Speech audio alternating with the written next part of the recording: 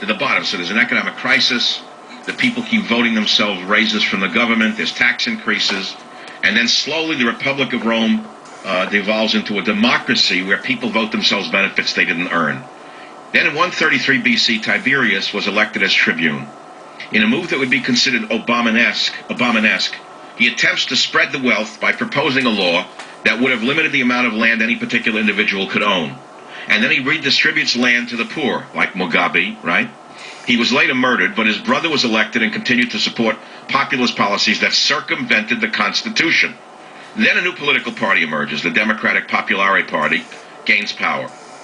They regularly break the law in the name of democracy.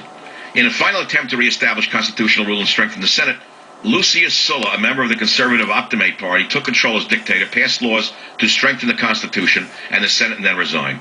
But then another populist movement, like Acorn, arises in about 65 BC to address the problems of the poor. When they were unable to pass all of their reforms legally, they began using illegal methods. Eventually, Julius Caesar, a Populare politician, was installed as dictator in 44 BC, influenced by his greatness as a general and his distribution of benefits, such as food subsidies to the population and free land to his former soldiers. He began appointing officials some today would call czars. Obama's appointed 27 czars.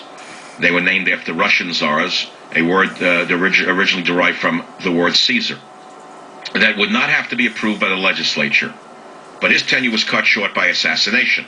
After Mark Antony was defeated by Octavian at the Battle of Actium in 31 BC, the Senate gave Octavian extra constitutional powers in 27 BC, effectively terminating the Roman Republic forever. The summary above is a short synopsis, not a complete history. However, the parallels are unnerving, and we can easily see the chilling similarities. Aristotle warned, quote, "Republics decline into democracies, and democracies degenerate into despotisms," close quote. The Federalist Papers show us that the Founding Fathers understood this all too well. Just as the Roman Senate became more democratic, so too our own Senate changed from being indirectly elected to direct popular election in 1913. We were founded as a republic, partly because democracies become weaker as they grow, whereas republics can become stronger. Yet we elect populists like Chairman Obama, whose unaffordable promises and unconstitutional actions, after the manner of Tiberius, Caesar, and Octavian, will be recorded in history as the beginning of the end of our republic. We slip further into a democracy of dependence on government and control by it. Inevitably, we too will degenerate into despotism and tyranny, he writes. This has already begun. From antiquity through the present, great thinkers like Aristotle and our Founding Fathers have warned us of the dangers of repeating the mistakes of prior civilizations.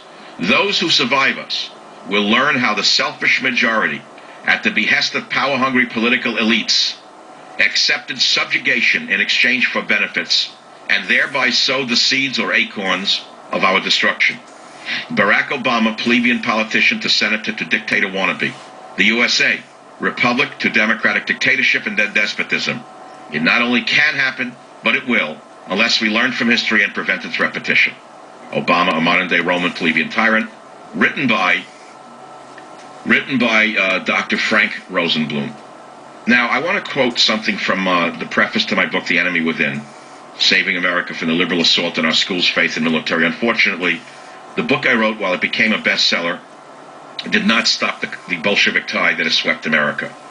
I quoted Cicero like this: "A nation can survive its fools and even the ambitious, but it cannot survive treason from within. An enemy at the gates is less formidable, for he is known and carries his banner openly. But the traitor moves amongst those within the gate freely. His sly whispers rustling through all the alleys, heard in the very halls of government itself. For the traitor appears not a traitor. He speaks in accents familiar to his victims, and he wears their face in their arguments. He appeals to the baseness that lies deep in the hearts of all men. He rots the soul of a nation. He works secretly and unknown in the night to undermine the pillars of the city. He infects the body politics that it can no longer resist. A murderer is less to fear." So wrote Roman orator and statesman in 42 BC Marcus Tullius Cicero, as quoted by Michael Savage in The Enemy Within. Ladies and gentlemen, I rest my case. I turn it over to you, the people. The phone number here is 1-800-449-8255. Let's take the callers. Orlando, Florida. Raphael, go ahead, please. You're on the Savage Nation. Sotomayor, she's just as qualified as any Supreme Court justice that's been. Well, is that because you like it that she's Hispanic, or is it because of something she has written that we can refer to? It's because that she is qualified. Whatever she. That's because an ignorant man like you says so, or because she has written something that we should read to say yes, she is qualified. So, my good friend, tell me what she has written that you can quote me that would qualify her to be on the Supreme Court of the United States of America. Perhaps there's something I missed. Just like any justice, where you can't quote what they have written. Now you're playing rhetorical games, but you're a kindergartner. You're dealing with a professor. So, at the risk of your displeasure, Raphael, I'm going to tell you that you did not make your case. Go back to the textbooks, Raphael, and get back to me when you can find something that Sotomayor wrote that we could say would make her a Supreme Court justice. You will find nothing, Raphael. The woman has written nothing of any distinction whatsoever. Not a single book, not a single law paper, not a single line that anyone could quote. Raphael, she was picked only because she is Hispanic and a woman. It is a disgrace. She will not bring enlightenment to the Supreme Court. She will bring divisiveness to the Supreme Court.